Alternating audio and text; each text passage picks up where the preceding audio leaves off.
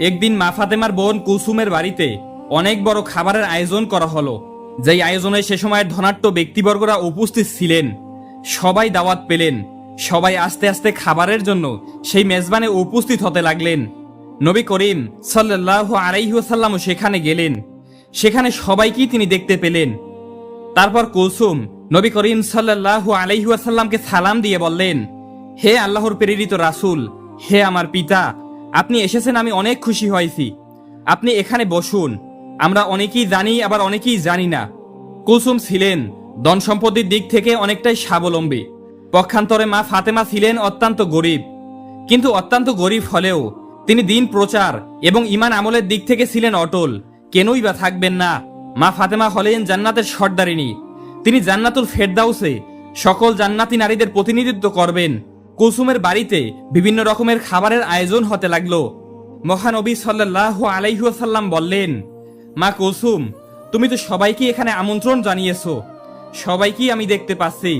শহরের বিভিন্ন লোক এখানে এসেছে তোমার মেজবানে অংশগ্রহণ করার জন্য। সবাই নিশ্চয়ই ভালো মন্দ খাবার খেয়ে এখান থেকে যাবে। নিঃসন্দেহে অনেক সুন্দর এবং ভালো একটি আয়োজন করেছো তুমি। মা কুলসুম, তুমি কাকে কাকে এখানে আমন্ত্রণ জানিয়েছো? কুলসুম বললেন, হে আমার পিতা, হে আল্লাহর রাসূল, আমি আমার মেজবানে এই শহরের ধনাঢ্য সবাইকে আমন্ত্রণ জানিয়েছি। আব্বাজান, শহরের সকল পণ্ডিত জ্ঞানীদের এখানে আমন্ত্রণ জানিয়েছি। নবী করিম সাল্লাল্লাহু আলাইহি ওয়াসাল্লাম বললেন, তুমি সবাইকে এখানে আমন্ত্রণ করেছো, কিন্তু একজনকে তুমি আমন্ত্রণ করনি। কুলসুম তখন বললেন, কে বাবা? কাকে আমি আমন্ত্রণ করিনি? নবী করিম সাল্লাল্লাহু আলাইহি ওয়াসাল্লাম বললেন, সেটা তো তোমার অজানা হবার কথা নয়। সে তো তোমার রক্তের সম্পর্ক, তোমার আপন বোন ফাতেমা। কুলসুম একটু চুপ হয়ে রইলেন। ফাতেমাকে সে ইচ্ছা করেই আমন্ত্রণ করেনি, কারণ ফাতেমা ছিল অনেকটাই গরিব। তার পোশাক আশাক ভালো ছিল না। কুলসুম ভেবেছিল ফাতেমা যদি এই অনুষ্ঠানে আসে তাহলে তার মান সম্মানে হানি ঘটবে, তাই তিনি তাকে আমন্ত্রণ করেনি। এদিকে কুলসুম যখন অনেক বড় মেজবানের আয়োজন করলো, ভালো ভালো কোরমা পোলাওয়ের আয়োজন করলো, মা ফাতেমারই আপন বোন কুলসুম শহরের সবাইকে আমন্ত্রণ করে খাওয়াচ্ছেন। তখন পক্ষান্তরে একবেলা খেতেও পারছিল না মা ফাতেমা এবং তার ঐশ্বর্যদার দুজন সন্তান হাসান এবং হোসেন ক্ষুধার জ্বালায় কাতরাচ্ছিল এবং তারা বলছিল, মা, আমাদের খুবই ক্ষুধা লেগেছে, আমরা আর ক্ষুধার জ্বালা সহ্য করতে পারছি না, তুমি আমাদেরকে কিছু খাবার দাও। মা ফাতেমার চোখ থেকে অজর দ্বারায় পানি ঝরছিলেন এবং তিনি আল্লাহর কাছে বলছিলেন, হে আল্লাহ, আমার ঘরে তো কোনো খাবার নেই, কোনো দিরহামও নেই। এই মাসুম বাচ্চার মুখে আমি কি তুলি দিব? এখন আমি না হয় ক্ষুধার জ্বালা সহ্য করতে পারছি, কিন্তু এই মাসুম বাচ্চা দুটো ক্ষুধার জ্বালা সহ্য করতে পারছে না। মা ফাতেমার কান্নায় আল্লাহর আরশ কেঁপে উঠল। হায় আল্লাহ, আপন বোনের বাসায় কোনো খাবার নেই। হাসান হোসেন একবেলা ক্ষুধার জ্বালায় কাতরাচ্ছে। তখন ওই মা ফাতেমার আপন বোন কুলসুমের বাড়িতে ভালো ভালো রান্না করা হচ্ছে, ভালো ভালো খাবারের আয়োজন করা হচ্ছে। মেজবানে অনেক মানুষ এসেছে, অনেক মানুষই দাওয়াত পেয়েছে, কিন্তু গরিব বলে মা ফাতেমা কি দাওয়াত দিল না তার আপন বোন কুলসুম। নবী করিম সাল্লাল্লাহু আলাইহি ওয়াসাল্লাম কুলসুমকে বললেন, সে তোমার আপন বোন, এখানে সবাই যেহেতু এসেছে তারও আসার প্রয়োজন ছিল, তোমার তাকে আমন্ত্রণ করা উচিত ছিল।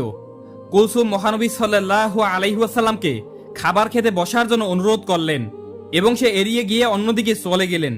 সবাই খাবার খেতে বসে গেল এবং খাবার চুলা থেকে উঠাতে লাগলো। কুলসুম সবকিছু তদারকি করতে লাগলেন। নবী করিম সাল্লাল্লাহু আলাইহি ওয়াসাল্লাম দুঃখ বারাক্রান্ত মন নিয়ে দাঁড়িয়ে রইলেন। সে কি করে সেখান থেকে খাবার গ্রহণ করবেন? তার সব থেকে আদরের মেয়ে মা ফাতেমা সেখানে আসেনি। তার কলিজার টুকরা নাতি হাসান ও হোসেন ক্ষুধার জ্বালায় কাতরাচ্ছিল।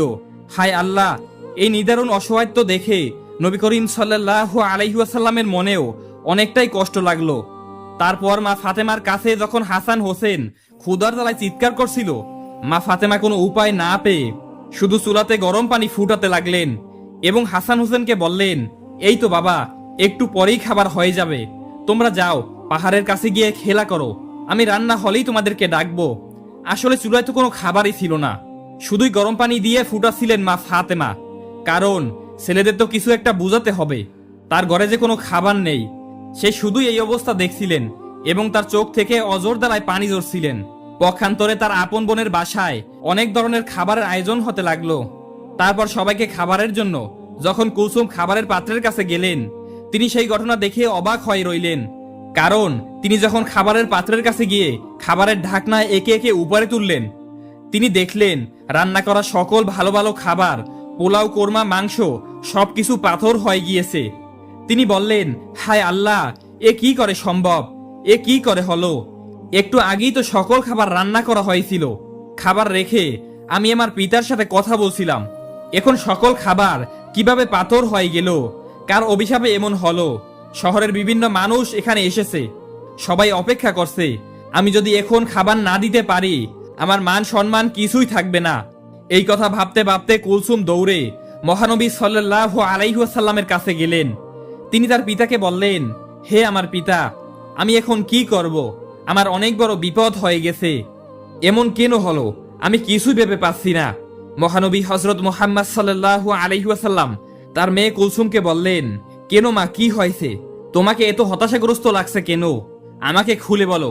কুলসুম বললেন, আমি যে খাবার আয়োজন করেছিলাম, যে খাবার বাবুর্চিরা রান্না করেছিল, সকল খাবারই প্রায় হয়ে গিয়েছিল।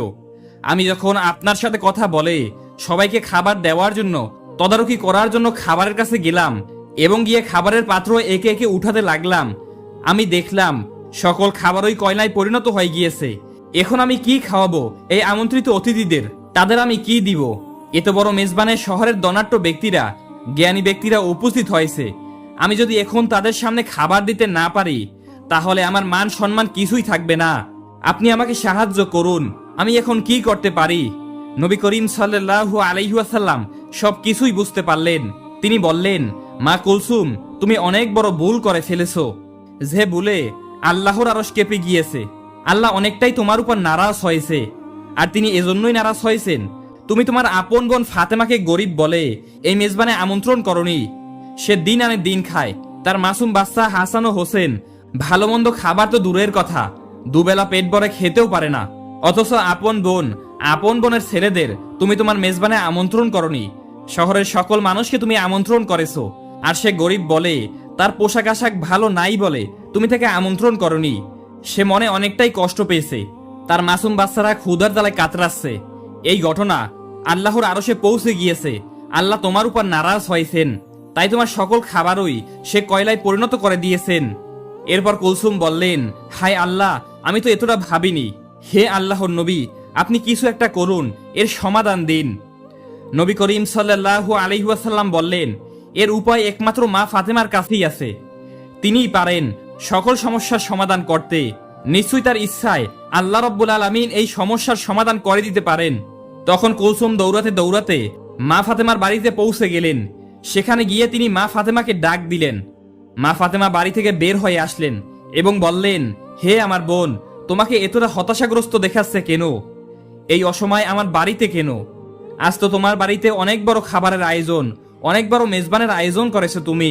কুলসুম কান্না করে বললেন, হে আমার বোন, আমাকে তুমি ক্ষমা করে দাও। আমার মেজবানে আমি সবাইকে আমন্ত্রণ করেছি, তোমাকে আমি আমন্ত্রণ করিনি। আমি অনেক বড় ভুল করে ফেলেছি। মা ফাতেমা বললেন, না না, ঠিক আছে, আমি নিতান্তই গরিব মানুষ। শহরের ধনাঢ্য মানুষেরা তোমার আমন্ত্রণে এসেছে, আমি ওখানে গেলে তোমার মান সম্মানে হানি করতে পারে, এটা আমি বুঝতে পেরেছি। তোমার উপরে আমার কোনোই রাগ নেই।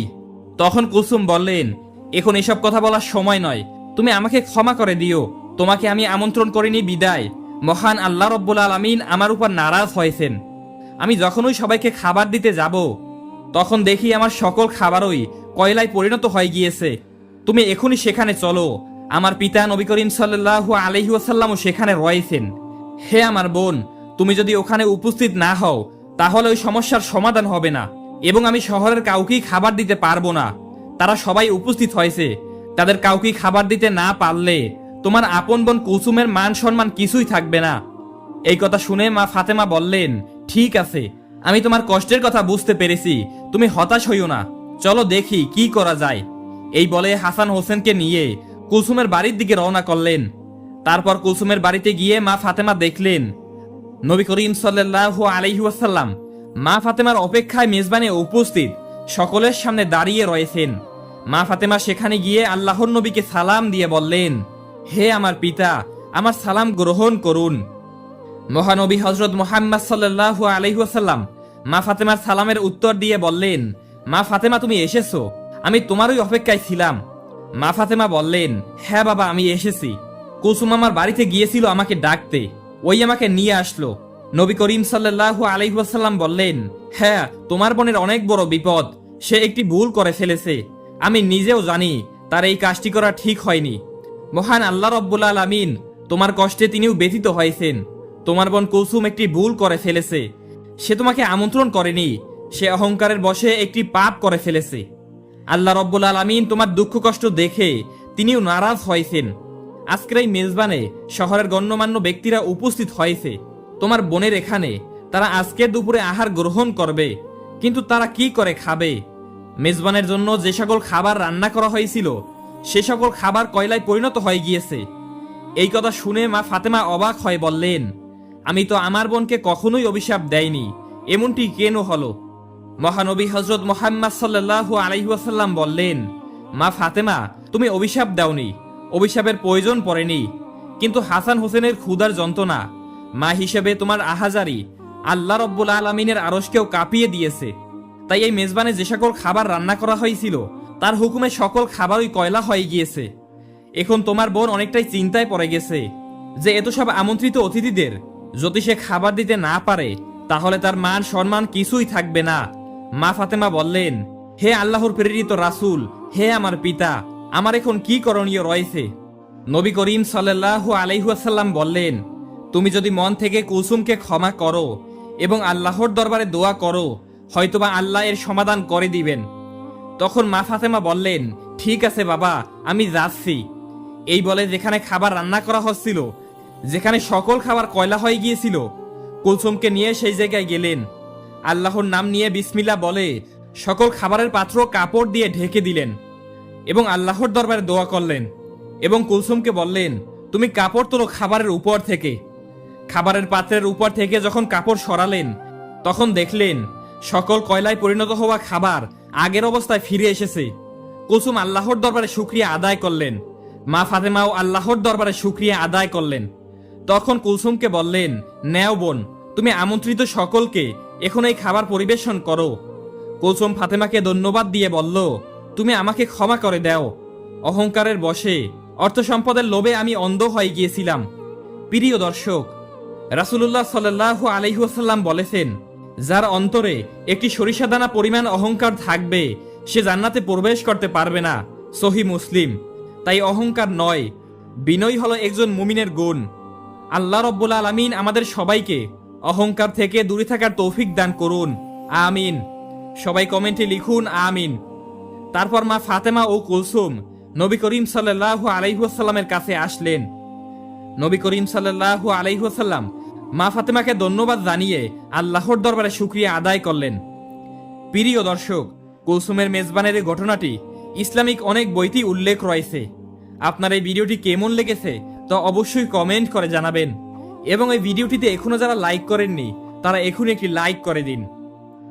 একদা হযরত ফাতেমা রাদিয়াল্লাহু তাআলা আনহা জানামাজে বসে কাঁদছিলেন। তার দু চোখের পানিতে বুক ভেসে যাচ্ছিল।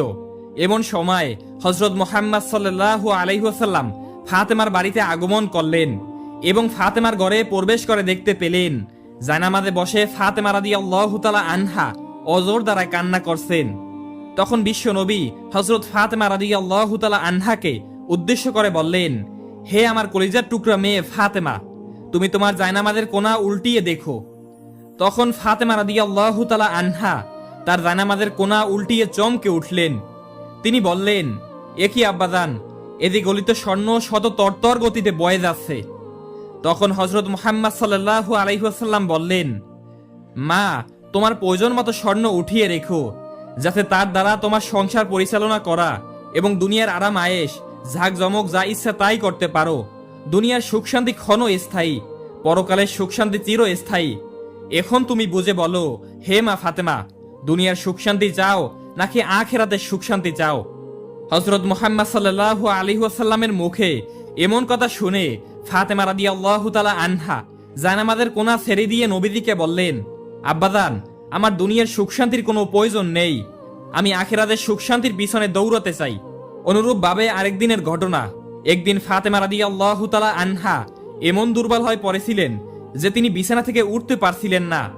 এই ঘটনা হযরত মুহাম্মদ সাল্লাল্লাহু আলাইহি ওয়াসাল্লামের কাছে পৌঁছালে নবী করিম সাল্লাল্লাহু আলাইহি ওয়াসাল্লাম ফাতেমাকে দেখার জন্য তার বাড়িতে তাশরিফ আনলেন। নবী করিম সাল্লাল্লাহু আলাইহি ওয়াসাল্লাম ফাতেমার দরজায় উপস্থিত হয়ে ফাতেমাকে ডাকতে লাগলেন, কিন্তু ভিতর থেকে কোনো আওয়াজ আসছিল না। বিশ্বনবী আবারও ডাকলেন, ভিতর থেকে কোনো আওয়াজ আসছে না। তিনবারের মাথায় বিশ্বনবী ফাতেমাকে উদ্দেশ্য করে আবারও ডাকলেন। তখন ভিতর থেকে হযরত ফাতেমা রাদিয়াল্লাহু তাআলা আনহা জবাব দিলেন, আব্বা গো, আমি কেমন করে দরজা খুলবো? আমার গায়ে যে একটি ছোট্ট চাদর, পায়ের দিক ঘুরলে মাথার দিক খালি হয়ে যায়, আর মাথার দিক ঘুরলে পায়ের দিক খালি হয়ে যায়। তখন বিশ্বনবী দরজার বাহির থেকে তার মাথার রুমালটা নিয়ে দরজার ফাঁক দিয়ে ভিতরে দিয়ে ফাতেমাকে বললেন, মা, আমার রুমালটা মাথার দিক দিয়ে দাও। তখন ফাতেমা রাদিয়াল্লাহু তাআলা আনহা রুমালটা তার মাথায় দিয়ে দরজা খুলে দিলেন। তখন বিশ্বনবী ঘরের ভিতরে ঢুকে দেখতে পেলেন ফাতেমার চোখ মুখ মলিন হয়ে আছে। তখন বিশ্বনবী ফাতেমাকে বললেন, মা, তোমার কি অসুখ হয়েছে? ফাতেমা রাদিয়াল্লাহু তাআলা আনহা তখন বিশ্বনবীকে বললেন, আব্বাজান, কয়েকদিন যাবৎ উপোস থাকতে থাকতে ক্ষুধার জ্বালায় মাথা ব্যথায় দুর্বল হয়ে গিয়েছি। এটা শুনে হযরত ফাতেমা রাদিয়াল্লাহু তাআলা আনহাকে বিশ্বনবী বললেন, আমিও আজ 3 দিন যাবৎ উপবাসী, অথচ আমি আল্লাহর নিকট তোমার চেয়ে অধিক প্রিয়। আমি চাইলে তিনি দুনিয়ার সব থেকে ভালো খাবার আমাকে খাওয়াইতেন, কিন্তু আমি দুনিয়ার উপর আখিরাতকে প্রাধান্য দিয়েছি। তখন নবী করিম সাল্লাল্লাহু আলাইহি ওয়াসাল্লাম ফাতেমাকে বললেন, হে মা ফাতেমা, ধৈর্য ধরো, নিশ্চয় সুসংবাদ রয়েছে। আল্লাহর শপথ করে বলছি, বেহেশতে তুমি হবে রমণীকুলের সবার সর্দারিনী, বেহেশতের চাবি থাকবে তোমার হাতে। বিশ্বনবীর মুখে এমন কথা শুনে হযরত ফাতেমা রাদিয়াল্লাহু তাআলা আনহা একেবারে চমকে উঠলেন। তিনি বিশ্বনবীকে বললেন, আব্বাজান, তাহলে বিবি মরিয়ম এবং বিবি আসিয়া কি হবে? তখন নবীজি বললেন, মা, বিবি মরিয়ম তার সময়কালের সকল মহিলাদের সর্দারিনী, এবং বিবি আসিয়াও তার সময়কালের সকল মহিলাদের সর্দারিনী। আর তুমি হলে এখন থেকে নিয়ে কিয়ামত পর্যন্ত যত মহিলা আছেন সকলের সর্দারিনী হিসেবে তুমি বেহেশতে থাকবে। সুবহানাল্লাহ। এই কথা শুনে হযরত ফাতেমা রাদিয়াল্লাহু তাআলা আনহা অত্যন্ত খুশি হলেন। তো প্রিয় দর্শক, এই ছিল আজকের ভিডিও। এভাবেই নতুন নতুন ইসলামিক ভিডিও পেতে আমাদের চ্যানেলটি সাবস্ক্রাইব করে পাশে থাকা বেল আইকনটি বাজিয়ে দিন। এবং এই ভিডিওটি আপনার কাছে কেমন লেগেছে তা অবশ্যই কমেন্ট করে জানাবেন।